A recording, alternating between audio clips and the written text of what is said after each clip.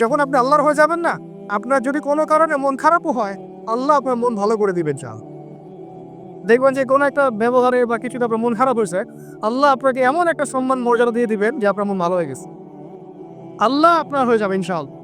মানে ঘুমের মধ্যেও আল্লাহ আপনাকে হেল্প করবেন ইনশাআল্লাহ। তো আমরা সবাই আল্লাহর হয়ে যাওয়ার চেষ্টা করি। আমিন আমিন। এরপরে এরপরে যেটা হলো, নবী সাল্লাল্লাহু আলাইহি ওয়াসাল্লাম তায়েফে গেলেন। কোথায়? এই তায়েফের ঘটনা আমি নিজে গিয়েছি ভাই। ওই প্রত্যেকটা জায়গায় আমরা ভিজিট করেছি যেখানে নবী সাল্লাল্লাহু আলাইহি ওয়াসাল্লামকে আঘাত করা হয়েছে। সুবহানাল্লাহ, ওখানে গেলে আপনি চোখের পানি ধরে রাখতে পারবেন না। যেই আঙ্গুর বাগানে বসে তিনি আঙ্গুর খেয়েছেন, মাজলুমের সেই এই দুর্বলের দোয়া করেছেন, ওই বাগান এখনো আছে, ওই রাস্তা এখনো আছে। ওখানে তিনজন বড় বড় গোত্রনেতা ছিল, আব্দে ইয়ালাইল, আব্দে মাসউদ আর হাবিব বিন আমর। তিনজন বড় বড় ভাই ছিল। তারা তো ইসলাম কবুল করেই নাই, বরং নবী সাল্লাল্লাহু আলাইহি ওয়াসাল্লামকে ছোকরাদেরকে লেলিয়ে দিয়ে রক্তাক্ত করে তার রক্ত দিয়ে তার জুতা আটকে গিয়েছিল। সুবহানাল্লাহি ওয়া বিহামদিহি। কি এমন ভাবে তারা রক্তাক্ত করেছিল যে পুরা মাথা ফেটে রক্ত বের হয়ে জুতাটা আটকে গেছে রক্ত দিয়ে। ভাবা যায়? তাইফে যদি কখনো যান আপনারা নিজেরা বুঝতে পারবেন। এটা পুরো পাহাড়ি এলাকা এবং আমাদের এই পাহাড়গুলোর মতো না। এই পাহাড়ের নিচ থেকে উপরটা 40 কিলোমিটার। এই জায়গাটা নবীজি গিয়েছেন জুন জুলাই মাসে প্রচন্ড গরমের মধ্যে, পায়ে হেঁটে। শুধু আমি তো দাঁড়িয়ে আসছি, উনি পায়ে হেঁটে গিয়েছেন। পায়ে হেঁটে গিয়েছেন একজনকে সাথে নিয়ে, যায়েদ ইবনে হারেসা রাদিয়াল্লাহু আনহু। কি উদ্দেশ্যে? শুধু আল্লাহর সন্তুষ্টির জন্য, তাদেরকে দাওয়াত দেওয়ার জন্য। তারা দাওয়াত তো কবুল করেই নাই, রক্তাক্ত করে পাঠিয়ে দিয়েছে। তাহলে আমরা দাওয়াতের খুব ইনস্ট্যান্ট ফলাফল কেন চাই ভাই? আমরা কেন এত তড়িৎ গতিতে ফলাফল আশা করি? সবর করতে হয়, এখানে অনেক সংগ্রাম আছে, ত্যাগের ব্যাপার আছে, তারপরে ফলাফল আসবে ইনশাআল্লাহ। কথা ঠিক না ভুল? এটা আপনাকে সিরাত থেকে বুঝাচ্ছি আমি। এই সময়ে কিন্তু কোনো সাহাবী চিন্তা করেন নাই যে এই 2 বছর পরে আমরা আবার মদিনা ফিরে পাবো, মদিনায় পাবো। এবার নবী সাল্লাল্লাহু আলাইহি ওয়াসাল্লাম মক্কায় ফিরে আসছেন। নাখলা উপত্যকায় তিনি দাঁড়িয়ে কোরআন তেলাওয়াত করছেন। আর এই কোরআন তেলাওয়াত শুনলে একদল মানুষ ইসলাম কবুল করলো না, জিন্না শুনে ইসলাম কবুল করে ফেললো। সুবহানাল্লাহ। দেখেন আল্লাহ রাব্বুল আলামিনের কি মানে আসলে নকশাটা কেমন। আল্লাহু আকবার। এই জিনরা আবার তাদের সম্প্রদায়ে গিয়ে ইসলাম প্রচার করলো। সূরা জিন পড়েন, সূরা আহকাফ পড়েন, সব আছে গা। তারপরে নবী সাল্লাল্লাহু আলাইহি ওয়াসাল্লাম মক্কায় ঢুকলেন। ঢোকাটাও টাফ ছিল, তারপরেও ঢুকেছেন দেরি, বনু আদি গোত্রের সহযোগিতায়। তারপরে নবী সাল্লাল্লাহু আলাইহি ওয়াসাল্লাম হজের মৌসুমে দাওয়াত দিচ্ছেন। এই জায়গা থেকে ইসলামের পাল্লাটা ঘুরে গেল। এটা আসলে আলোচনার শেষ পয়েন্ট। এই জায়গা থেকে ইসলামের পাল্লাটা ঘুরে গেল এবং আমরা আর দুর্বল থাকলাম না, শুধু শক্তিশালী না, এত শক্তিশালী হলাম যে পুরো বিশ্ব আমাদের করদলগত হয়ে গেল। সুবহান। তিনি হজের মৌসুমে দাওয়াতের কাজ করছেন। ওই সময় হজরটা ছিল আর কি বিকৃত। তো 6 জন যুবক ভাই, যুবক ভাইরা শুনেন, 6 জন ইয়াং তরুণ যুবক। কজন? কুইজ কিন্তু আছে সামনে, মনে রাখেন এগুলা। 6 জন ইয়াং তরুণ যুবক ইয়াসরিব থেকে আসলেন মক্কায়। ইয়াসরিব কিসের নাম? মদিনার নাম। 6 জনের লিডারের নাম হচ্ছে আসাদ বিন জুরারা। কি নাম? রাদিয়াল্লাহু আনহু। তিনি আসলেন, নবী সাল্লাল্লাহু আলাইহি ওয়াসাল্লাম তাকে দাওয়াত দিলেন, কোরআন শোনালেন। এই সাহাবী তরুণ, এত বুদ্ধিদীপ্ত সাহাবী, তিনি এত ইন্টেলেকচুয়াল ছিলেন। ভাইয়া ভালো করে শুনেন, আমাদেরকে কত বুদ্ধিদীপ্ত হতে হবে। তিনি আগেই মদিনার ইহুদিদের কাছে শুনেছিলেন কোন এক সময় যে শেষ জামানায় একজন নবী আসবেন যার নাম হবে আহমদ। কিনা হবে? এবং উচ্চ বংশ থেকে আসবে, উচ্চ বংশ থেকে। তার চরিত্রের ব্যাপারে সবাই সার্টিফিকেট দিবে, তার চরিত্র একদম পবিত্র। তো এই সাহাবী এটা শুনেছেন আগেই, কারণ মদিনায় তখন ছিল বনু কুরাইজা, বনু কাইনুকা, বনু নাজির, এই 3টা গোত্র তারা সেখানে কিন্তু আগে থেকে ছিল। এখানেও প্রশ্ন আছে, তারা আগে থেকে ওখানে কি করছিল? তার আগে থেকে সেখানে শেষ নবীর অপেক্ষাই করছিল। কথা বুঝতে পারছেন? ঠিক যেমন এখন তারা সব জায়গা বাদ দিয়ে ওই ইসরায়েলে, প্যালেস্টাইনে কি করে, বাইতুল মুকাদ্দাসে কি করে, তারা ওদের তথাকথিত মসিহের অপেক্ষা করতেছে। ঠিক যেমন মদিনায় তারা অপেক্ষা করছিল শেষ নবী, ওইরকম তারা এখন প্যালেস্টাইন অপেক্ষা করতেছে তাদের তথাকথিত মসিহ বা ত্রাণকর্তা, যাকে আমরা আমাদের ভাষায় বলি মসিহুদ দাজ্জাল। বুঝতে পারছেন সবকিছুর লিঙ্কটা কোথায়? তাই এখন এই 6 জন সাহাবী যখন এটা জানতেন যে হ্যাঁ একজন নবী আসবেন, শোনা মাত্রই কাল বিলম্ব না করে ইসলাম কবুল করে ফেলেন। হক পেয়ে গেলে আর কাল বিলম্ব করা যাবে না, চলে আসতে হবে। ঠিক আছে, এগুলো শিক্ষা। তারা চলে গিয়ে পরের বছর আরও 6 জনকে নিয়ে আসলেন, মোট 12 জন হলো। আস্তে আস্তে দেখেন আমাদের দিকে পাল্লা ঘুরতেছে। এই 12 জন এসে নবী সাল্লাল্লাহু আলাইহি ওয়াসাল্লামকে রিকোয়েস্ট করলেন যে আপনারা সাহাবীদের মধ্যে একজনকে পাঠিয়ে দেন যিনি আমাদেরকে মদিনায় দিন শিখাবেন। নবী সাল্লাল্লাহু আলাইহি ওয়াসাল্লাম দেখেন তখন আবু বকর, উমর, উসমান, আলী সব সাহাবী ছিলেন। তিনি পাঠালেন এমন একজন সাহাবীকে যাকে ধনী দুলাল বলা হতো, ইসলাম কবুল করার পরে সব ছেড়ে দিয়েছে। সুবহান। মুসআব বিন উমাইর রাদিয়াল্লাহু আনহু। ঈর্ষণীয় জীবন, ঈর্ষণীয় জীবন, মানে সুবহানাল্লাহ। তিনি উহুদের যুদ্ধে শাহাদাত বরণ করেছেন। মুসআব বিন উমাইর রাদিয়াল্লাহু আনহু, এটা পরে আসতেছে। তো তাকে পাঠিয়ে দেওয়া হলো এই যে মদিনায়। এখন আপনি মদিনায় যান, লাখ লাখ মানুষ নামাজ পড়তেছে এবং এটা মানে প্রায় 1400 বছর থেকে চলে আসতেছে, তাই না? 1400-1500 বছর থেকে এত মানুষ, এত সুন্দর পরিবেশ, এত সুন্দর নামাজ কেরাত, মদিনায় গেলে মনটা ভালো হয়ে যায়। ঠিক আছে, এত সুন্দর রুহানিয়াত একটা। এই মদিনায় ইসলামের দরজাই খুলে গেল মুসআব বিন উমাইর রাদিয়াল্লাহু আনহুর মাধ্যমে। আল্লাহ পাক তাকে কবুল করেছেন। দেখেন, তা আমাদেরকে যুব ভাইদের মধ্যে মুসআব বিন উমাইর বের করতে হবে, তাই না? এটা কি এখন শুধু ফেসবুক স্ক্রল করলেই হবে? না, আমার এলে অর্জন করতে হবে ভাই। ওস্তাদ লাগবে না, মুরব্বী লাগবে না, পড়াশোনা করতে হবে না। পড়াশোনাটা খুব বেশি পড়, এর পাশে বাকি কাজগুলো আপনি সমন্বয় করে করবেন। তো তিনি দাওয়াতের কাজ করলেন মাত্র 1 বছরে। কত বছর? মাত্র 1 বছরের ব্যবধানে 75টা পরিবার ইসলাম কবুল করেছে। এবং সেখানে সাদ বিন মুআজ রাদিয়াল্লাহু আনহুর মতো বড় নেতাও ছিলেন, মানে যার কথার একটা ভ্যালু আছে সমাজে, এরকম বড় বড় সাহাবীও ছিলেন। এবার তারা চলে আসলেন পরের বছর মক্কায়, এসে হাতে হাত রেখে বায়াত করলেন। কি করলেন? আপনারা তো দিন কায়েম করতে চান, তাই না? কার হাতে বায়াত করেছেন? মুরব্বী কে আপনার? প্রশ্ন আছে অনেক। জামাই মারার কথা বলছিলাম না, এখানে অনেক সুন্নাহ আছে। এখানে আমি এটা ফিকহি মাসালা জেনে যাচ্ছি না, যেটা কতটুকু জায়েজ না জায়েজ বা ফরজ ওয়াজিব সুন্নাত মুস্তাহাব, এটা না। দেখেন আমরা দাড়ি কেউ কেটে ফেলি না, রেডি? হ্যাঁ, আমরা কি দস্তরখানা ছাড়া খাওয়া দাওয়া করি? কেউ করি না, কিন্তু মেসওয়াক সবাই করি। তো এখন আপনি এত এত গুরুত্বের সাথে মেসওয়াক করেন কেন? এত গুরুত্বের সাথে আপনি সুন্নাহগুলো রাখেন কেন? দস্তরখানার ব্যাপারে এত আপনি কেন গুরুত্ব দেন কেন? কারণ প্রত্যেকটা সুন্নাহ আপনি আমল করতে চান, তাই না? দেখেন, কোন সাহাবী নবী সাল্লাল্লাহু আলাইহি ওয়াসাল্লামের হাতে বায়াত ছাড়া দিন কবুলও করেন নাই, কোন সারিয়াও বায়াত ছাড়া হয় নাই, কোন জিহাদও বায়াত ছাড়া হয় নাই, ইমারা ছাড়া নষ্ট হয় নাই। অনেক ব্যাপার আছে, এগুলো আপনাদেরকে আস্তে আস্তে বুঝতে হবে। আমি জানি এগুলো একটু মানে টার্মগুলো একটু কঠিন, আস্তে আস্তে আপনারা এগুলো বুঝবেন ইনশাআল্লাহ। আল্লাহ পাক আপনাদেরকে বোঝা তৌফিক দান করুন।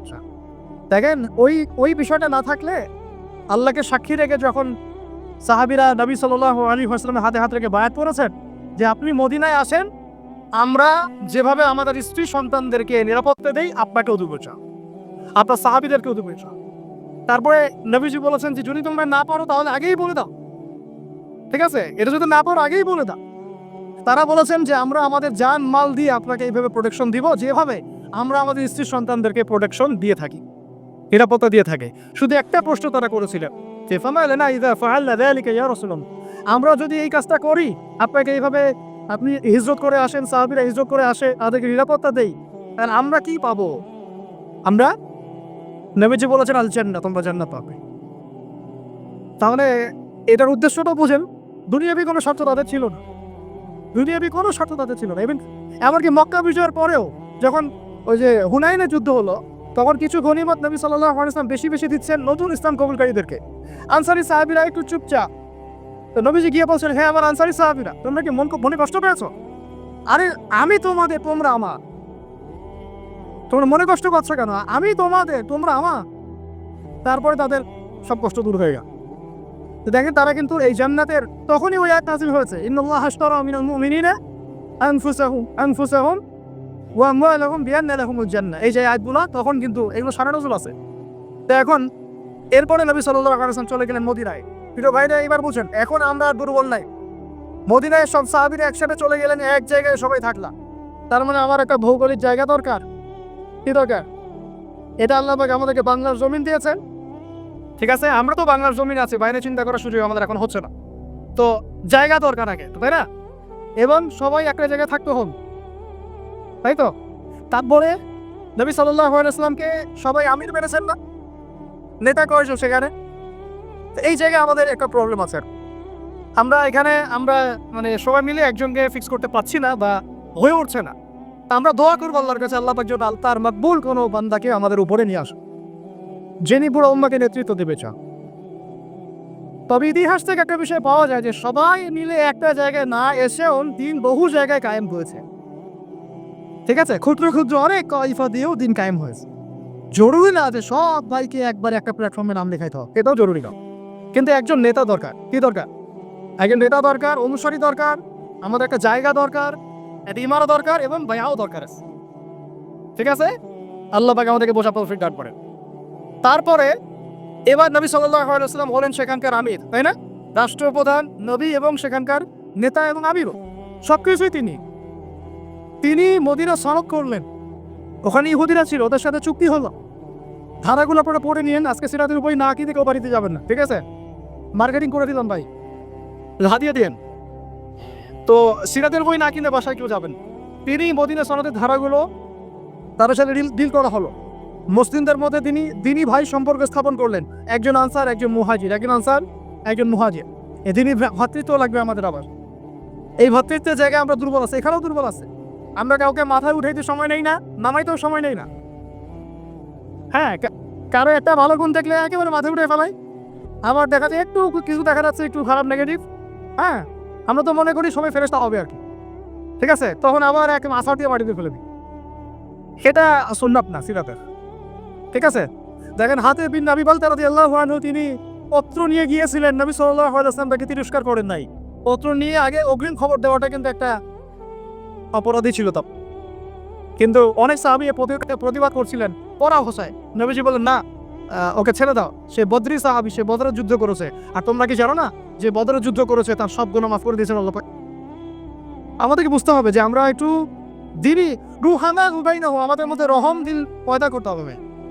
বিদায়ের ভাষণ তো মোটামুটি আপনারা জানেন, আমি আশা করছি। আপনারা তো একটা ইলমি পরিবেশে থাকেন, এই জন্য আমি টাচ করে যাচ্ছি, সবগুলো বলার সময় পাচ্ছি না। এখানে একটা হাদিস আছে, বিদায় হচ্ছে অনেকগুলো ভাষণ ছিল, তার মধ্যে একটা ভাষণে নবী সাল্লাল্লাহু আলাইহি ওয়াসাল্লাম বলেছেন, বলুন সাল্লাল্লাহু আলাইহি ওয়াসাল্লাম, যে তারাকতু ফিকুম আমরাইন, আমি তোমাদের মাঝখানে ছেড়ে যাচ্ছি মাত্র দুটো বস্তু। লান তাদিল্লু মা তামাসসাকতুম বিহিমা, তোমরা পশ্চিম কালেও পথভ্রষ্ট হবে না যতদিন পর্যন্ত এই দুটাকে আঁকড়ে ধরে থাকো। এই দুটা কি? কিতাবুল্লাহ, আল্লাহর কিতাব, আর কি বলেন? নবীর সুন্নাহ। তো এখন কিতাব এবং সুন্নাহ আমাদের সামনে স্পষ্ট, এবং এই কিতাব এবং সুন্নাহর সাথে সাহাবায়ে কেরাম রাদিয়াল্লাহু আনহুম আজমাইন তাদের মানহাজ দিতে হবে কি হবে না। এই জায়গায় কিন্তু আমাদের অনেক প্র্যাকটিসিং মুসলিম ভাইয়েরও আকীদার মধ্যে গলদ আছে। অনেকে মনে করে যে খালি কোরআন এবং সুন্নাহ আমি সরাসরি নিব, সাহাবীদেরকে আমি নিব না। এই আকীদা ঠিক না ভাই। সাহাবীদেরকে ছাড়া আপনি কোরআন এবং সুন্নাহ সরাসরি মানতে পারছেন। কারণ অন্য হাদিসে নবী সাল্লাল্লাহু আলাইহি ওয়াসাল্লাম বলেছেন, আলাইকুম বিসুন্নতি, তোমাদের উপর আমার সুন্নাতটা কি ওয়াজিব, এটা পালন তোমাদের করতেই হবে, ম্যান্ডেটরি। ওয়া সুন্নতি খুলাফায়ে রাশিদিন মাহদিনা মিন বাদি, এবং আমার পরে খুলাফায়ে রাশিদার সুন্নাত তোমাদেরকে মানতে হবে।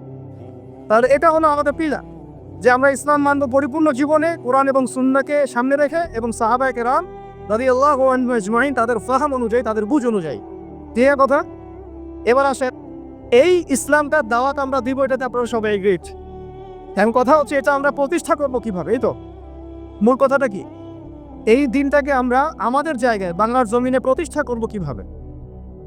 জরুরি না যে বাংলার জমিনে ইসলামী খেলাফত কায়েম হবে, অন্য কোনো জায়গা হতে পারবে, এটাও কিন্তু জরুরি না। আল্লাহ পাক চাইলে এই খেলাফত সিরিয়ায় কায়েম করতে পারে, ফিলিস্তিনে কায়েম করতে পারে, আল্লাহ পাক চাইলে আরো অন্য কিছুও করতে পারে। আপনারা সিরাতের আলোকে জানেন, যখন নবী সাল্লাল্লাহু আলাইহি ওয়াসাল্লাম তায়েফে গিয়েছেন এবং তাকে মারা হয়েছে, তিনি ফিরে এসেছেন মক্কায়, তখন কি সাহাবীরা চিন্তা করতে পেরেছিলেন যে কয়দিন পরে আমরা মদিনায় যাব, সেখানে ইসলামিক স্টেট কায়েম হবে? বলেন আমাকে।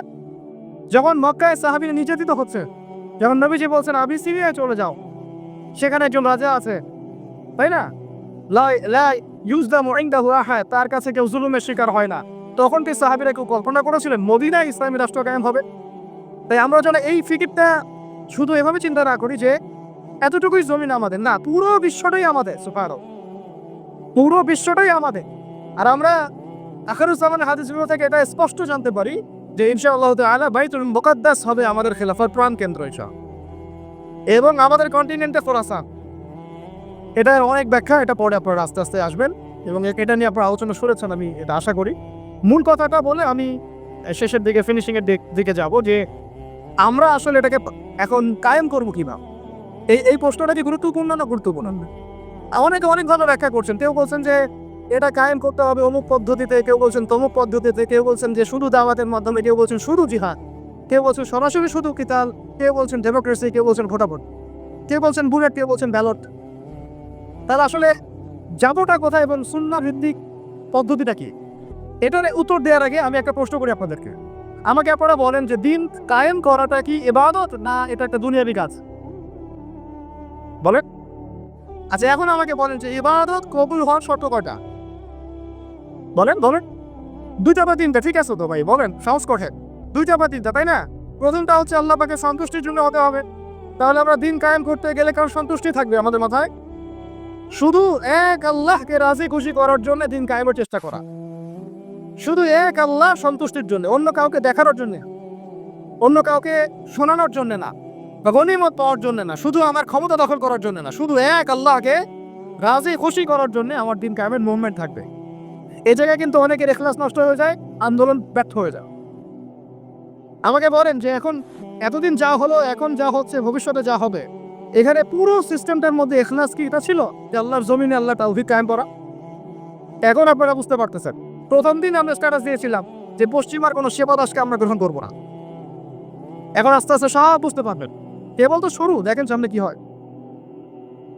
শোনেন, এই উসুলটা মাথায় রাখেন। যখন একটা কম জুলুম করতে থাকে, যখন একটা কম জুলুমের উপর জুলুম করতে থাকে, আল্লাহ আবার তার উপরে আরো বড় জালেম চাপায় দেন।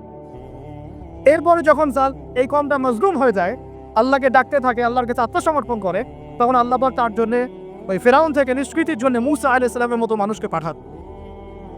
এরপর তারা মুক্তির পথে যায়। আবার যখন এই কম ওই ফেরাউনের কবল থেকে নাজাত পেয়ে বনু ইসরাইলের উদ্ধত আচরণ শুরু করে, তখন আরো বড় জালেমকে আল্লাহ চাপায় দেন। আমরা যেন এই ভুল করতে না যাই, আমরা যেন এই ভুলটা না করি। আল্লাহ পাক যদি আমাদেরকে ফেরাউনের কবল থেকে নাজাত দিয়ে থাকেন, আমরা যেন উদ্ধত বনু ইসরাইল না হয়ে যায়। এটা আবার খুব হৃদয়ের ভিতর থেকে একটা আকুতি। তো মূল কথায় আসি যে আল্লাহ পাকের সন্তুষ্টি হবে আমার উদ্দেশ্য, ইখলাস ঠিক রাখতে হবে প্রত্যেকটা কাজে। আপনারা বই মেলে কেন এসেছে? আল্লাহকে রাজি খুশি করার জন্য। আমি কেন কথা বলছি? আল্লাহকে রাজি খুশি করার জন্য। আমরা ওস্তাদকে শ্রদ্ধা সম্মান কেন করি? আল্লাহকে রাজি খুশি করার জন্য। নাকি ওস্তাদ আপনাকে প্রশংসা করবেন সেজন্য, নাকি এখানে আপনি কোনো স্বার্থ পাবেন সেজন্য? শুধু এক আল্লাহকে রাজি খুশি করার জন্য যখন আমরা সবাই কাজ করব, দেখবেন অটোমেটিক্যালি তাওহীদ প্রতিষ্ঠা হয়ে গেছে। আপনারা যখন সিরাত পড়বেন দেখবেন খায়বার যুদ্ধের পরে মদিনা ফেরার পথে আরো 2-1টা যুদ্ধ হয়েছে। ওই 2-1টা যুদ্ধের মধ্যে কিছু ইহুদি ওপরে আক্রমণের চেষ্টা করেছিল। সেখানে নবী সাল্লাল্লাহু আলাইহি ওয়াসাল্লাম একজন খাদেম ছিল। সেই খাদেম তীরবিদ্ধ হয়। সাহাবীরা বলতে লাগলো যে মাশাআল্লাহ, এ তো পুরো জান্নাতে চলে যাবে। নবী সাল্লাল্লাহু আলাইহি ওয়াসাল্লামের খাদেম ছিল, তীরবিদ্ধ হয়ে শহীদ হোক।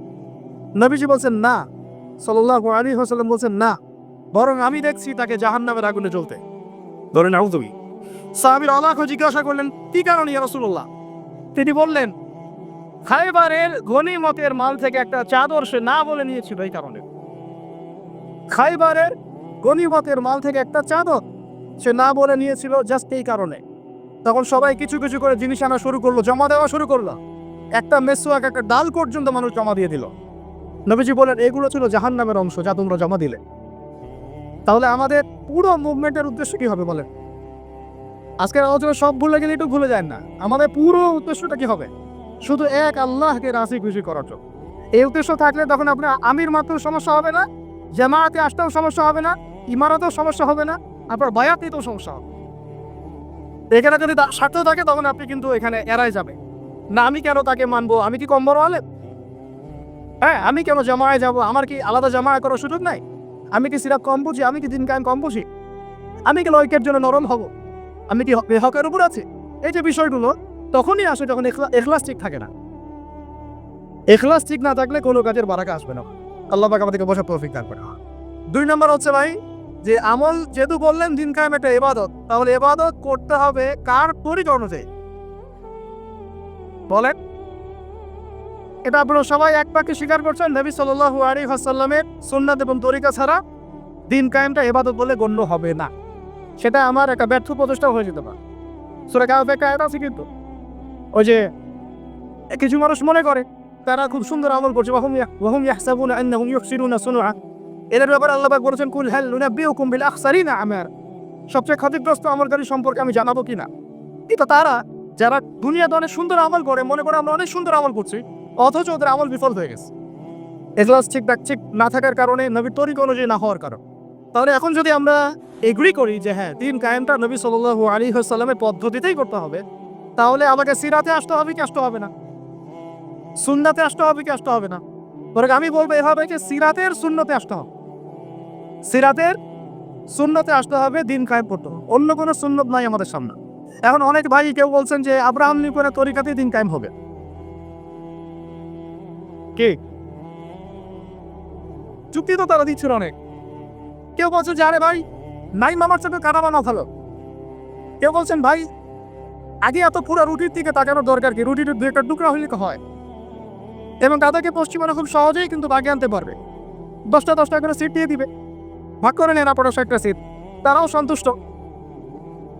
সন্তুষ্ট যে আমরা আগে কিছুই পাইতাম না, অন্তত এখন 50টা তো পাইছি।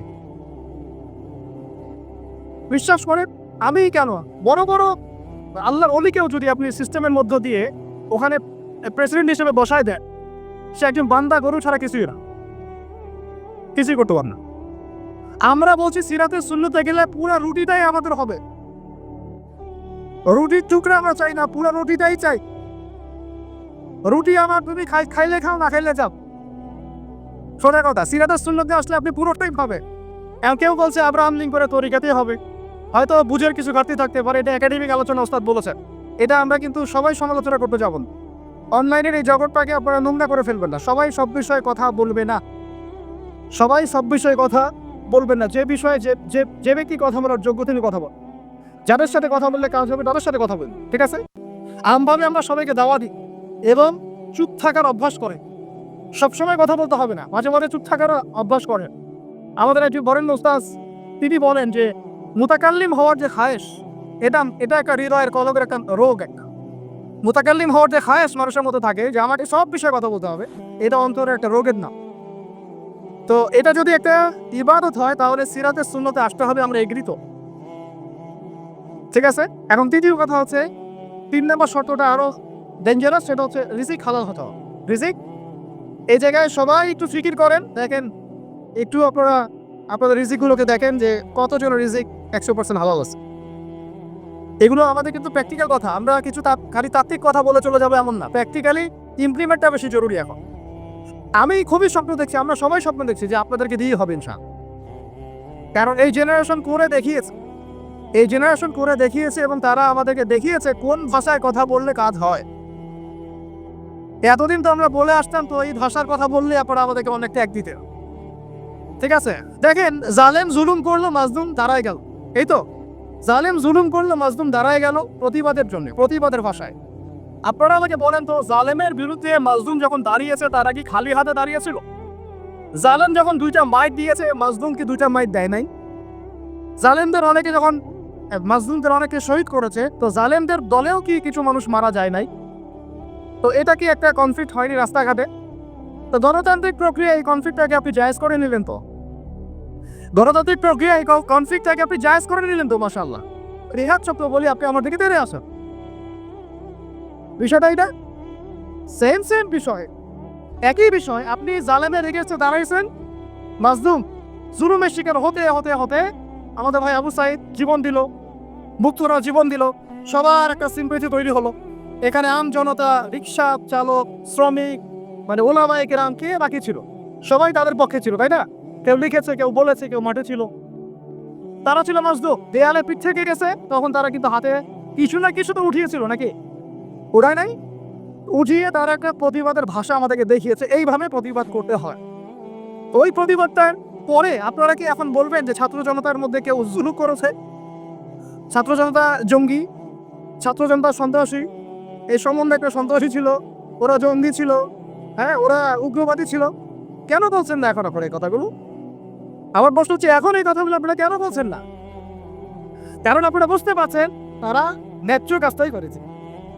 যখন জালেম জুলুম করতে করতে করতে মাজলুমকে একদম দেয়ালে পিঠ ঠেকিয়ে দেয়, তখন মানুষকে হামাস হতে হয়, তখনই বিভিন্ন জিহাদি সংগঠনের অস্তিত্ব আসে।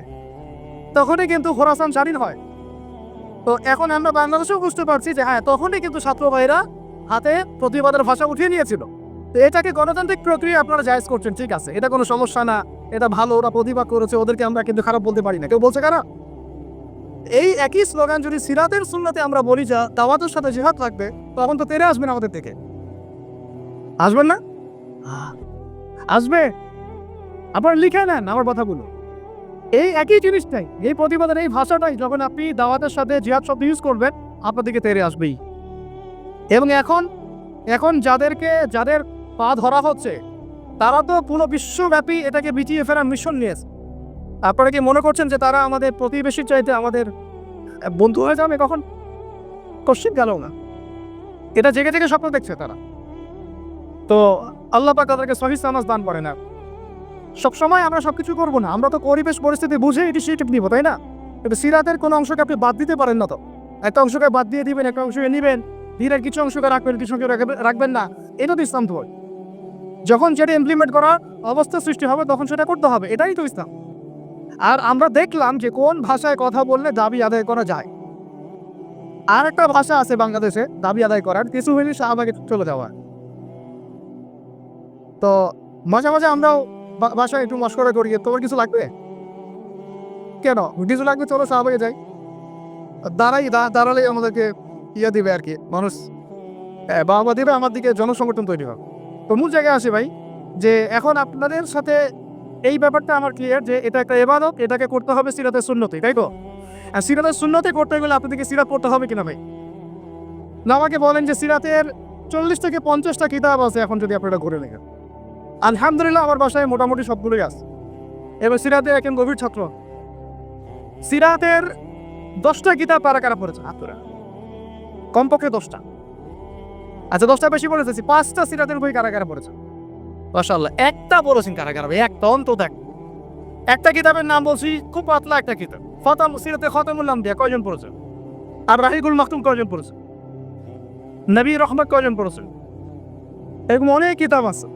সিরাতের বই না পড়লে ভাই তরিকা বোঝা যাবে না। তরিকা সবসময় আপনাকে সবকিছু ধরায় দিতে হবে কেন? আপনি নিজেই বুঝে নেন কোনটা তরিকা, তখন আমি বললে আপনি বুঝে ফেলবেন কত কি। এখন আমি খুব সংক্ষেপে আপনাদেরকে বলছি যে দেখে তরিকাটা কেমন ছিল। নবী সাল্লাল্লাহু আলাইহি ওয়াসাল্লাম, একটু মনোযোগ দেই ভাই, এটা আমার আলোচনার শেষ পার্ট, ঠিক আছে? নবী সাল্লাল্লাহু আলাইহি ওয়াসাল্লাম এমন একটা যুগে ছিলেন যে যুগটা ঠিক আমাদের মতোই, একেবারে হুবাহু না হলে 1920।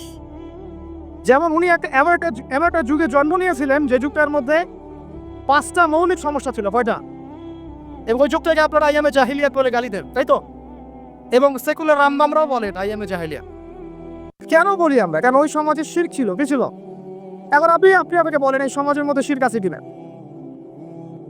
ওখানে লাখ হবল মানাতের ইবাদত হয়েছে, এখন তো বিভিন্ন ভাস্কর্যের পূজা হয়েছে, হয় নাই? সবই সংস্কৃতি হয়েছে, মূর্তি সংস্কৃতি হয়েছে। এখানে একটা আমার দুঃখের কথা একটু বলেই ফেলি যে অনেকে বলেছেন যে মাদ্রাসার ছেলেদেরকে মন্দির পাহারা দিতে ইত্যাদি ইত্যাদি। আমি এটা শুধু একমত না, এটার সাথে আমি ব্যক্তিগতভাবে বলছি আর কি, আমি একমত না। কারণ বাংলাদেশে অমুসলিম প্রশাসন আছে, তাদেরকে ডিউটি দেওয়া যায়। আমি তো এটাও পক্ষপাতী না যে একজন মুসলিম অফিসার ওখানে গিয়ে বুটি ভাড়া দিবে, আর মাদ্রাসার ছেলেরা কি কারণে ওখানে গিয়ে ভাড়া দিতে যাবে? এই যে একবারই বেশি দরদ দেখানো, এটা আমাদের মনে হয় ভালো হচ্ছে না। আর আমরা যত ইলিশ দিই না কেন, তারা আমাদেরকে কখনো স্বাধীনতা দিবে না। এইগুলা বাদ দেন, এগুলোর দিন শেষ। সরাসরি কথা বলতে হবে। কই, তারা তো পাকিস্তানের বাদ ছাড়তে পারে নাই, তারা তো চায়নার বাদ ছাড়তে পারে না, তারা তো অন্যান্য ইভেন নেপালেরও বাদ ছাড়তে পারে না। তাহলে এই যে তিস্তার বাদ আর এই বাদগুলো এত সহজে ছাড়ে কিবা? ব্যাপারটা তো এখানে ফয়সালা হবে না যে ছেড়ে দিল, বন্যা হয়ে গেল, আমরা ত্রাণ দিলাম, ফখর করলাম, কে কত টাকা ত্রাণ দিয়েছে। ত্রাণ দিয়েছে ঠিক আছে, আলহামদুলিল্লাহ। আমার মূল জায়গা হচ্ছে সে যেন পানি ছাড়তে না পারে এর থেকে। এটা ছিল আমাদের মূল কথা। কিন্তু এই জায়গায় কি আমরা কাজ করলাম? আমরা ত্রাণ দিলাম, আলহামদুলিল্লাহ, ঠিক আছে, কিন্তু আমরা কিন্তু ওই জায়গায় গেলাম না যে এরপর থেকে যেন এই বাদ খোলা সহজ তারা না পায়। তো মূল জায়গায় আসে আল্লাহ পাক আমাদেরকে আমল করা তৌফিক দান করে না। আচ্ছা, প্রথম সমস্যাটা ছিল আইয়ামে জাহিলিয়াতে, যে ওই যুগে শিরক ছিল, এটা ছিল মূল কথা। আইয়ামে জাহিলিয়াত কেন বলছেন? ওই যুগে কি ছিল? এখন বিশ্বাস করেন আমাদের বাংলার মাটিতে ধর্মীয় অঙ্গনে শিরক আছে, কবর পূজা, মাজার পূজা আছে না? রাজনৈতিক অঙ্গনে শিরক আছে, কি শিরক? আল্লাহর বিধান বাদ দিয়ে তাগুতি বিধানে দাসত্ব করা।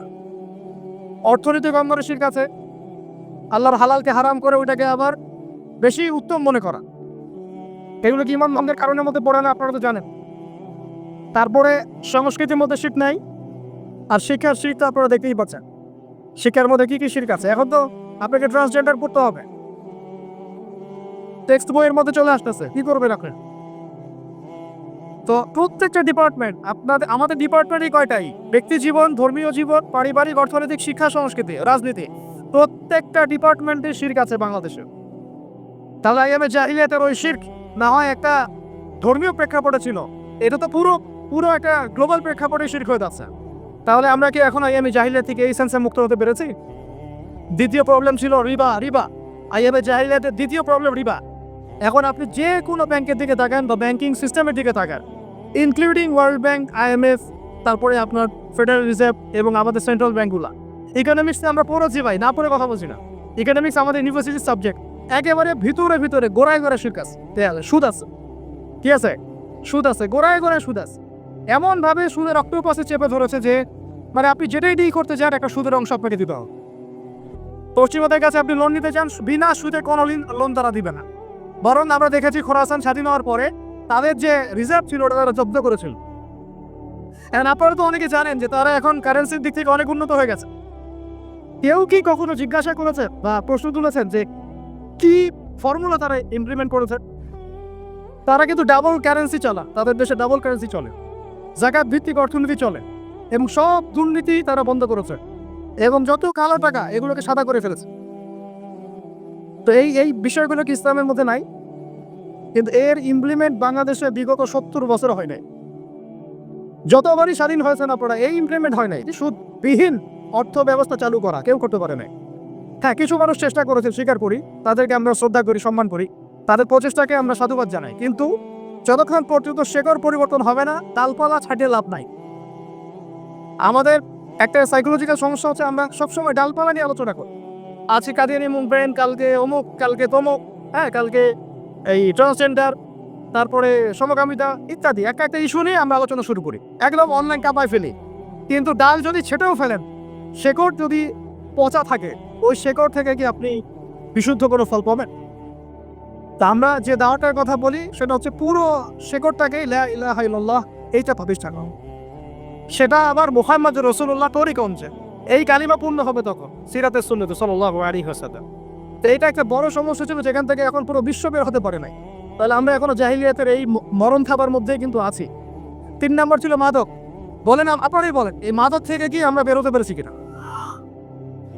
আমরা তো অনেকে দেখি ইফতার করেও সিগারেট আনবে। তো আরো বড়, এখন এই অঞ্চলগুলোতে আপনারা তো জানেন ভালো করে আমার চেয়ে, মাদকের কি সয়লা। হ্যাঁ, অনেক বড় বড় কোটিপতি শিল্পপতি হয়েছে ইয়াবার ব্যবসা করে, আবার জাকাতও দেয়, আবার এদিকে হজও করে, উমরাও করে। তো সুদ দেখেন, সুদ, ঘুষ, দুর্নীতি ছাড়া কোন সেক্টরটা টিকে ছিল? ঘুষ ছাড়া কোথায় চাকরি হয়েছে? সুদ ছাড়া কোন ব্যাংকিং সিস্টেম চলে? তাহলে সেই হারাম অর্থনীতি থেকে আমরা তো বের হইতে পারি না। আইএমএ জাহিলিয়াতের মধ্যে আছে এবং মাদকের মানে ভয়াল খাবার মধ্যে আছে। ইয়াং জেনারেশনের বেসিক সমস্যাই মাদক এখন, কারণ তারা একটা সময় পর্যন্ত অনইসলামিক লাইফ লিড করে, গার্লফ্রেন্ড অ্যাফেয়ার্স, এইটা ওইটা, গান বাজনা করতে করতে হতাশ, শেষমেশ মাদক। ওখানে গিয়ে লক্ষ লক্ষ ছেলে বাংলাদেশে মাদকাসক্ত হয়ে আত্মহত্যা করেছে, হয়তো লক্ষ লক্ষ না হলে পরিসংখ্যানটা কাছাকাছি হবে। তো এই সমস্যাটা থেকে আমরা কিন্তু বের হতে পারি নাই। একটা ছিল জাহিলিয়াতের সমস্যা, নারী জাতির অবমাননা। এটা থেকে কি বের হতে পারছে জাতি? বলেন, নারী জাতির আমাদের একটু আগে এক বোনের কথা আসলো, তাহলে আমাদের বোনটা কি এখনো সেফ? একটা প্রসঙ্গ সত্য উঠে আসছে না, গুম। এখন আসলে ব্যাপারটা এমনই হয় যে আপনি তো তখন কোনো প্রতিবাদও করতে পারবেন, একেবারে আতর্কিত হামলার মতো হুট করে 1 মিনিটের মতো ভেঙে চলে গেল, কিছুই বলার নাই, কিছুই করার নাই, সাথেই হ্যান্ডকাফ, চোখ বেঁধে বলা এবং জোরে জোরে গান ছেড়ে দেয়, যাতে আপনার মাইন্ডটা ফ্রেশ থাকে। নাউযুবিল্লাহ, মানে আপনি যেন রিল্যাক্স ফিল করেন, হয় না? তো এই যে একটা ভীতিকর অবস্থা, যখন তখন যাকে তাকে উঠে নিয়ে যাচ্ছে, এখান থেকে তো মেয়েরাও রেহাই পেল না, তখন তাহলে সত্যি কি আমরা আমাদের দিনী বোনদেরকে সিকিউর করতে পেরেছি? ইভেন আমরা তো ভাইদেরকেও সিকিউর করতে পারি নাই। যেমন উস্তাদ করা কথা বললেন, এরপর থেকে এরকম করতে আসলে হাত ভেঙে দেওয়া হোক। এরপর থেকে এরকম গোপন অভিযান চালাতে আসলে প্রতিবাদ করা হবে ইনশাল্লাহ। কারণ যদি একজন মানুষ অপরাধ করেই থাকে, আপনি সরাসরি মামলা দায়ের করে তার বিরুদ্ধে ব্যবস্থা নেন। এভাবে হুটহাট করে রাতের অন্ধকারে উঠায় নিয়ে চলে যাবেন, বোধহয় রাখবেন, কেউ জানবে না। কি খাবে না খাবে তার ঠিক ঠিকানা নাই, লাশ ধোয়া চৌকির মধ্যে শুয়ে থাকবে। একটা কোরআন চাইলে কোরআনও দিবেন না পড়তে, একটা কোরআন যদি চাওয়া হয় কোরআনও দিবেন না পড়তে। যখন তখন রিমান্ডে নিয়ে যাবেন। নির্যাতন তো ওটা বাদ দিলাম, কারণ আমরা বলতে চাই না। এই কারণে আমরা অনেক ভাইদের কুরবানির যে ইতিহাস শুনেছি, গল্প কারগুজারি শুনেছি, তার বিপরীতে এই বিষয়গুলো নিয়ে আমার ব্যক্তিগতভাবে কথা বলতে লজ্জা লাগে। তাদের এত বড় বড় কুরবানি আছে যে আমরা এই ধরনের কথা বলতে লজ্জা পাই। ঠিক আছে, তো এতটুকু শুধু ইঙ্গিত দিব যে এগুলোর পিছনে যতটা না রাম বাম আর দাস্তিক মোটাদেরও দায়ী, তার চেয়ে বেশি দায়ী ছিল এক শ্রেণীর দাড়ি টুপিওয়ালা মানুষ। এতটুকু বললাম, আর কিছু বলতে চাই না। কারণ আমরা চাই কিছু আজ আর পরকালের জন্য থাক, এখন কথা হচ্ছে আমরা কিন্তু আমাদের ভাই বোন থেকে সিকিউর করতে পারছি না। আমাদের ভাইরা এখনো ওই মাদক আর নারী জাতির অবমাননার মধ্যেই থেকে গেছে। আর এখন বেহায়াপনা, এই আপনার জেনা, ব্যভিচার, পর্নোগ্রাফি, মেয়েদেরকে অনেকে বলেন জীবন্ত তো এখন দাফন করা হয় না। আমি বলি মেয়েদেরকে এখনো গর্ভে মেরে ফেলা হয়। মেয়েদের প্রতি এখনো সমাজ সেইভাবে সাম্য প্রদর্শন করছে না। অনেক আমাদের মতো মানুষ অনেকে মেয়ে সন্তান হলে মুখটা কালো করে ফেলছে। এগুলো তো ইসলামের শিক্ষা না। মেয়েদেরকে অবমাননার জায়গা থেকে বের করতে হবে। তাদের যে শান্তি আর কামিয়াবি, এটা এই সকল পশ্চিমা সভ্যতার এই দর্শনগুলোর মধ্যে নাই। তাদের শান্তি কামিয়াবি আছে শুধুমাত্র কোরআন এবং হাদিসের মধ্যে। এই মেসেজটা আমাদের বোনদেরকে পৌঁছাতে হবে ইনশাআল্লাহ। এবং আমাদের বোনরা কিন্তু অনেক ইমানদার, অনেক শক্ত, যারা ইসলামের পথে ফিরে আসে না, আমরা কিছুটা দেখেছি দূর থেকে, তারা মাশাআল্লাহ অনেক শক্ত মুমিনা হয়। তার ধার কাছেও হয়তো আমরা যেতে পারি না, জানেন। এইরকম আমি রিকোয়েস্ট করি আপনাদেরকে যে আপনারা তো বিয়ে শাদী করবে, শুধু দিনদারিতাকে প্রাধান্য দিয়ে বিয়ে করেন নাই। অন্য বিষয়গুলো টেম্পোরারি, আপেক্ষিক, একে খাস দিলে দোয়া করলাম, ঠিক আছে।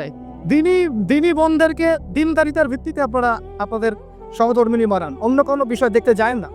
হ্যাঁ, থাকলে তো আলহামদুলিল্লাহ ভালো, কিন্তু এটা সবচেয়ে বেশি জরুরি বিষয় না। সবচেয়ে বেশি জরুরি বিষয় দিনদারিতা, পরহেজগারিতা, ঈমান। আল্লাহ পাক আপনাদেরকে সেই রকম মুমিনা নারী আপনাদের তাকদির আল্লাহ পাক নসিব করে না। এরকম মুমিনা নারী পাইলে দেখবেন যে একাই সারা দেশ কাঁপায় ফেলবেন। ইনশাআল্লাহ ইতিহাস আছে, এগুলোর আছে তো নাকি? এটা প্রশংসা করলাম যদি লাইভে দেখে, বাসায় গিয়ে ভালো খাওয়া দাওয়া দিবে আর কি। মাঝে মাঝে তো না খেয়ে বেরোইতে হয়, ঠিক আছে। বড় মুশকিল ভাই। এখন আপনারা ঢুকে নাকি লাইফে, তারপরে বুঝবেন ইনশাআল্লাহ, ঠিক আছে। আল্লাহ পাক আপনাদের সবার যেন একটা সালামতির জিন্দগি দান করে। কিন্তু নারীর অবমাননার ওই জাহিলিয়াত থেকে কিন্তু আমরা বের হইতে পারি না। আর একটা হচ্ছে, এটা আরো মারাত্মক, গোত্রীয় হানাহানি ছিল প্রকট আইয়ামে জাহিলিয়াত, ছিল না? গোত্রীয় হানাহানি একদম প্রকট আকার ধারণ করা ছিল আইয়ামে জাহিলিয়াতে। আমাকে বলেন, এইটা এখনকার বিশ্বে বা দেশে কি বাদ হয়েছে কিনা? এখন এটা পলিটিক্যাল হানাহানিতে রূপ নেয় নাই, বৈশ্বিক হানাহানিতে রূপ নিয়েছে না? তাহলে ওই যুগে, যে যুগে নবী সাল্লাল্লাহু আলাইহি ওয়াসাল্লামকে আল্লাহ পাক পাঠিয়েছে, সেই যুগে যে জাহিলিয়াতগুলো ছিল, এখন গ্লোবাল পার্সপেক্টিভেই এই জাহিলিয়াতগুলো এখনো আছে, বরং তার চেয়ে আরো বড় মাত্রায় আছে। তখন সুদ ছিল একটা নির্দিষ্ট জায়গায়, এখন ওয়ার্ল্ড ওয়াইড। তখন আপনার জেনা ছিল একটা নির্দিষ্ট জায়গায়, নির্দিষ্ট পরিসরে। এখন পর্নোগ্রাফি দিয়ে একেবারে ফোনে। এই ফোনের ওজন কম, কিন্তু কিয়ামতের মাঠে এর ওজন বোঝানো খুব কঠিন হবে। এই ফোনের ওজনটা কম, কিন্তু কিয়ামতের মাঠে এই ফোনের গুনাহের জবাব দেওয়ার যে বিচার, এটা অনেক কঠিন হবে। আল্লাহ পাক আমাদেরকে তাকওয়া অবলম্বন করার তৌফিক দান করেন। বিনা প্রয়োজনে ইউজ করবেন না, আপনার যতটুকু প্রয়োজন ততটুকু। এখন এই জাহিলিয়াতের সমাজে আল্লাহ পাক এমন একজন মহামানবকে পাঠালেন, যে কনসেপ্টটা করেন, এমন একজন মহামানবকে আল্লাহ পাক এই জাহিলিয়াতের সমাজে পাঠালেন, আইয়ামে জাহিলিয়াতে, মানে আবু জেহেলের যুগে, যিনি মাত্র 23 বছরের ব্যবধানে, কত বছর? মাত্র 23টা বছর দিন রাত অক্লান্ত পরিশ্রম করে ওই জাহিলিয়াতে পূর্ণ সমাজটাকে একেবারে পুরা ইউটার্ন করে একটা আলোকিত সমাজে প্রতিষ্ঠা করে দিয়ে চলে গেলেন। সুবহান, কত বছর? তিনি কি প্রথমে একা ছিলেন না দুজন ছিলেন বলেন? আল্লাহ আছেন তার সাথে, ওহী আসছে এবং তিনি কিন্তু একা একজন দিয়ে দাওয়াত শুরু করেছেন। তিনি তিনি হেরা গুহায় কি করতেন? নবী সাল্লাল্লাহু আলাইহি ওয়াসাল্লাম হেরা গুহায় চিন্তা করতেন কিভাবে এই জাহিলিয়াতেপূর্ণ সমাজটাকে পরিবর্তন করা যায়। আল্লাহকে ডাকতেন, আল্লাহ পথ দেখাও, কারণ তিনি তো নবী, আগে থেকেই নবী। তখন আল্লাহ রাব্বুল আলামিন তার কাছে ওহী করলেন। প্রথম ওহীটাই কি আপনারা বলেন? সূরা আলাকে প্রথম প্রস্তায়, তাই না? এখানে প্রথম শব্দটা কি? পড়ুন। এই যে পড়তে বলা হয়েছে, আপনাদেরকে পড়তে হবে। ফ্যান্টাসি দিয়ে, গরম গরম বক্তব্য দিয়ে, শুধুমাত্র স্লোগান দিয়ে কিন্তু দিন কায়েম হবে না ভাই। আমি আবার বলছি, গভীর এলেম অর্জন করতে হবে ইনশাআল্লাহ। প্রথম কথাই তো আপনি পড়ুন। এখানে ইকরা বলার কারণ কি? তখন তো শিরক ছিল। আল্লাহ পাক বলতে পারতেন তুমি শিরক করো না, মূর্তি পূজা করো না। হ্যাঁ, সমাজে নারী মেয়েদেরকে জীবন্ত কবর দেওয়া হচ্ছে, বন্ধ করতে বলো। কোনো কথা আল্লাহ পাক আগে বলেন, বলেছেন ইকরা বিসমি রাব্বিকাল্লাযী খালাক। পড়ুন আপনার সেই রবের নামে যিনি আপনাকে সৃষ্টি করেছেন। তার মানে যে জ্ঞান আপনাকে আল্লাহর দিকে নিয়ে যায় সেটাই জ্ঞান, আর যেটা আল্লাহ থেকে দূরে সরায় সেটা কি তাহলে জাহালা, জাহিলিয়া। এখনকার শিক্ষা ব্যবস্থাকে আল্লাহর দিকে নিয়ে যাচ্ছে আমাদেরকে, তাহলে এটা কি হচ্ছে? তাহলে জ্ঞান না জাহিলিয়া? সহজ কথা সিরাতের আলোকে, খালাকাল ইনসানা মিন আলাক, যিনি মানুষকে আলাক দিয়ে সৃষ্টি করেছেন। ইকরা ওয়া রাব্বুকাল আকরাম আল্লাযী আল্লামা বিল কলম। দেখেন আমাদেরকে আল্লাহ পাক জ্ঞান শিক্ষা দিয়েছেন কলম দিয়ে। ওয়া আল্লামা আদমা আসমা কুল্লাহা, আল্লাহ পাক আদম আলাইহিস সালামকে সমস্ত নাম শিক্ষা দিয়েছেন। আমরা সৃষ্টিগতভাবে জ্ঞানী ছিলাম না, আল্লাহ আমাদেরকে জ্ঞান দান করেছেন সুবহানাল্লাহ। এবং সেই জ্ঞানের বদৌলতেই আমাদের পিতাকে আল্লাহ পাক সিজদা করিয়েছেন আপনার ফেরেশতাদেরকে দিয়ে, সুবহানাল্লাহ। আমরা তার সন্তান। আমাদের আব্বাজানকে মানে আদম আলাইহিস সালামকে আল্লাহ পাক বলেছেন খলিফা। আল্লাহ পাক বলেন নাই যে আমি পৃথিবীতে ইন্নী জাইলুন ফিল আরদি খলিফা, এটা আল্লাহ পাক বলেছেন। আল্লাহ পাক এটা বলেন নাই আমি পৃথিবীতে মানুষ পাঠাতে চাই, পৃথিবীতে আমি নতুন কোনো প্রাণী বা মাখলুক পাঠাতে চাই, এমনটা আল্লাহ পাক বলেন না। আল্লাহ বলছেন আমাদের পিতাকে খলিফা। খলিফা মানে যিনি জমিনে আল্লাহর বিধান প্রতিষ্ঠা করেন। ঠিক যেমন দাউদ আলাইহিস সালামকে আল্লাহ পাক বলেছেন ইয়া দাউদ ইন্না জাআলনাকা খলিফাতান ফিল আরদ ফাহকুম বাইনান নাসি বিল হক ওয়া লা তাতাবি'ল হাওয়া ইউদিল্লাকা আন সাবিলিল্লাহ। হে দাউদ, আমি তোমাকে পৃথিবীতে আমার খলিফা করেছি, তোমার কাজ পৃথিবীতে ইনসাফ প্রতিষ্ঠা করা, হক প্রতিষ্ঠা করা। হকের মানদণ্ড কি? আল্লাহ পাকের ওহী। আল্লাহর ওহী দিয়ে তুমি মানুষের মাঝে বিচার ফয়সালা করবা, এটাই হলো হক প্রতিষ্ঠা করা। যদি না করো, প্রবৃত্তির তাড়না অনুসরণ করো, মানে মানব রচিত বিধান অনুসরণ করো, তাহলে ইউদিল্লাকা আন সাবিলিল্লাহ, আল্লাহর রাস্তা থেকে তোমাকে সরাই নিয়ে যাও। বলেন আমরা এখন খলিফা শব্দটাই ভুলে গেছি, আর খলিফা থেকে যে খিলাফা আসছে এই শব্দ বলতেও ভয় পাচ্ছে। বাংলাদেশের ইয়াং জেনারেশন এখন যারা মানে ইসলাম প্র্যাকটিস করছে তাদের অনেকেও নামাজ, রোজা, হজ, যাকাত এই শব্দগুলোকে যেভাবে রিসিভ করেন, শরিয়া, ঈমান আর খিলাফা রিসিভ করতে পারেন না। কারণ এই ব্যর্থতার দায় আমাকে নিজের উপর নিতে হবে। কারণ আমি হয়তো বিগত 5 বছরে তাকে এই শব্দগুলো শোনাতে পারি নাই। বিগত 5 বছরে সব লেকচারগুলো ঘটে না পড়া, সব ওয়াজ মাহফিলের দেখেন কয়টা লেকচারে, কয়টা ওয়াজে এই কথাগুলো, সামগ্রিক দাওয়ার কথাগুলো আছে। তার মানুষ জানবে কি হবে? তো নবী সাল্লাল্লাহু আলাইহি ওয়াসাল্লামের কাছে প্রথম ওহী আসছে পড়াশোনা কেন্দ্রিক। ভাই আমাদেরকে পড়াশোনা করতে হবে, আর এই পড়াশোনার জন্যই মেলা, বই যে আয়োজনগুলো হচ্ছে এগুলো কিন্তু আমাদের পড়াশোনার জন্যই। আসলাম, বই কিনলাম, চলে গেলাম, এটা না। আপনাকে একটা সিলেবাস মেনটেন করে পড়তে হবে, একটা সিলেবাস মেনটেন করে পড়াশোনা করতে হবে। তাহলে একা একা না, ওস্তাদের সহবতে, এটা অনেক ইম্পর্টেন্ট পয়েন্ট। মাথার উপরে মুরব্বী রাখা, বড় বড় ওলামায়ে কেরাম রাখা, নিজেকে মুরব্বী না ভাবা। বহু তুল্লাব এবং বহু আলেম পর্যন্ত নিজেকে শুধু মুরব্বী ভাবার কারণে আর তাদের মাথার উপর থেকে মুরব্বীকে সরিয়ে দেওয়ার কারণে মুহূর্তের মধ্যেই বদভস্ত হয়ে গেছে। ইভেন তাগুতের দালালিও করে ফেলছে। এমন অনেক ঘটনা আছে, নাজির আছে, আপনারা দেখতে পারবেন। তো আমাদেরকেও ওইরকম উস্তাদ, ওলামায়ে কেরাম, বরেণ্য মুরব্বীদের সোহবত এটা জরুরি। সোহবত না আসলে তাজকিয়া আসবে না, আর তাজকিয়া না আসলে আপনার আমার দ্বারা কোনো দাওয়াতও সম্ভব না, ওই জিহাদও সম্ভব। বিশ্ব দূষিত কলব দিয়ে আল্লাহর দিন কায়েম সম্ভব। আমার কলবটা মুনাওয়ার হতে হবে, নূর লাগবে। নূর অর্জন করতে হলে আমার পড়াশোনা আমলের পাশাপাশি এরকম মুহাক্কিক আলেমদের সোহবতও লাগবে। এবং এই জায়গায় আপনি নিজেকে সাম্প্রদায়িক করে ফেলবেন না যে আমি শুধু একজনকে আমি মানে আমার মাথার উপরে রাখছি, বাকি আর কাউকে আমি চিনি না। এরকম চিন্তা মনে হয় করা ঠিক হবে না। বরং বরেণ্য ওলামায়ে কেরামদের সবার কাছ থেকে আপনি নূর হাসিল করবেন। ঠিক আছে? অনেক সময় দেখা যায় আমাদের বড়দের মধ্যে কোনো কোনো বিষয়ে মতপার্থক্য হতে পারে। এই জায়গায় আপনার আমার কাজ কি? এই জায়গায় আপনার আমার কাজ তালেবে ইলম হিসেবে একদম চুপ থাকা। ঠিক থাকা, একদম চুপ থাকবে না, কথা বলবেন না, ওইটা তারা বুঝবে। এই জায়গায় ফেসবুকটা যে ক্ষতি করেছে বাংলাদেশে, অন্য কোনো প্ল্যাটফর্ম সেটা করে নেয়। এটা কিন্তু একটা ক্ষতিকর দিক। এটা ভালো দিকও যেমন আছে, এটা ক্ষতিকর দিকেও। কথা সব জায়গায় বলা যাবে না, আমাদের সবাইকে কথা বলা যাবে না। তো মাথার উপর মুরব্বী রাখা, উলামায়ে কেরামের সভাপতি থাকা এবং ইলম অনুযায়ী আমল করা, আল্লাহ পাক আমাদেরকে বোঝার তৌফিক দান করেন। এবার নবী সাল্লাল্লাহু আলাইহি ওয়াসাল্লামের কাছে যখন এই ওহীটা আসলো, আপনারা তো জানেন তিনি বাসায় গিয়েছেন, নিজের জীবনের আশঙ্কা করেছেন। ওয়ারাকা বিন নাফিল কি বলেছিলেন? ওয়ারাকা বিন নাফিল বলেছিলেন যে তোমার কাছে যিনি এসেছেন সে হচ্ছে নামুস, মানে জিবরাইল আলাইহিস সালাম। এইবার তোমার তোমাকে বের করে দিবে। আমার পয়েন্টটা ধরেন এই জায়গায়। ওয়ারাকা বিন নাফিলের কাছে আল্লাহর নবীকে নিয়ে যাওয়া হলে সাল্লাল্লাহু আলাইহি ওয়াসাল্লাম, তিনি মন্তব্য করেছিলেন যে তোমার কাছে যে এসেছে সে হচ্ছে নামুস, জিবরাইল আলাইহিস সালাম। তোমার কাছে এমন একটা ওহী আসছে, এইবার তোমাকে তোমার কওম বের করে দিবে। নবীজি অবাক হয়ে জিজ্ঞাসা করেছিলেন যে আমাকে তারা বের করে দিবে? আমাকে তারা সাদিক আল আমিন বলে থাকে, তাই না? তখন তিনি বলেছিলেন এর আগে যার কাছেই নামুস এসেছে, মানে এই ওহী আল্লাহর ওহী এসেছে, তাকেই তার কওম বের করে দিয়েছে। তার মানে কি? তার মানে আপনি যখন ওহী ভিত্তিক হকের কথা বলবেন এবং সিরাতে সুন্নতে নিজেও চলবেন এবং সেটা কায়েম করতে চাইবেন, আপনাকেও সমাজ থেকে বের করে দেওয়া হতে পারে। বের করে দেওয়া হতে পারে, আরো বড় কিছু হতে পারে। এখন তাকদিরে যা আছে তা হবে, এটা আল্লাহ পাকের হাতে। কিন্তু আমরা কি সুন্নত থেকে সরে যাব? এবার নবী সাল্লাল্লাহু আলাইহি ওয়াসাল্লাম যখন শুয়ে আছে, এই যে জাম্মিলুনি জাম্মিলুনি এইখান থেকে বলতেছে, তখন কিন্তু আল্লাহ রাব্বুল আলামিন কয়েকদিন পরে আরেকটা ওহী করেছেন। এই ওহীটা আমরা অনেকে আলোচনা করতে চাই না, তা করি না, এটা একটু আমি আলোচনা করবো আজকে। ধৈর্য ধরতে পারছেন কি? আচ্ছা ঠিক আছে, আপনাদের ধৈর্য চ্যুতি হয় কিনা আমি ভয় পাচ্ছি। তো দ্বিতীয় ওহীটা অনেকেই জানেন। দ্বিতীয় ওহী কি এটা অনেকেই জানি না এবং এটার ব্যাখ্যা অনেক সময় করা হয় না। প্রথম ওহীটা নিয়ে কথা হয় যে পড়াশোনা করতে বলা হয়েছে। দ্বিতীয় ওহীটা হচ্ছে সূরা মুদ্দাসসিরের প্রথম ৫-৬টা আয়াত। তিনি যখন শুয়ে আছেন, দ্বিতীয় ওহী আসছে, ইয়া আইয়ুহাল মুদ্দাসসির, হে কম্বল আবৃত রাসূল উঠুন। কুম ফাআনজির, কুম উঠেন, আপনি উঠে দাঁড়া, ফাআনজির মানুষকে সতর্ক করে। ওয়া রাব্বুকা ফাকাব্বির, আপনার রবের তাকবীর পাঠ করেন। আমরা যে বলি তাকবীর, আল্লাহু আকবার, ঠিক আছে?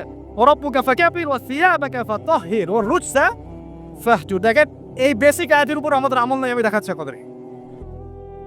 এখানে ওহী প্রাপ্ত হওয়ার পরে নবী সাল্লাল্লাহু আলাইহি ওয়াসাল্লামকে বলা হয়েছে আপনি উঠে দাঁড়ান। উঠে দাঁড়ান মানে শুধু বিছানা থেকে মাটিতে দাঁড়ান অর্থ নয়।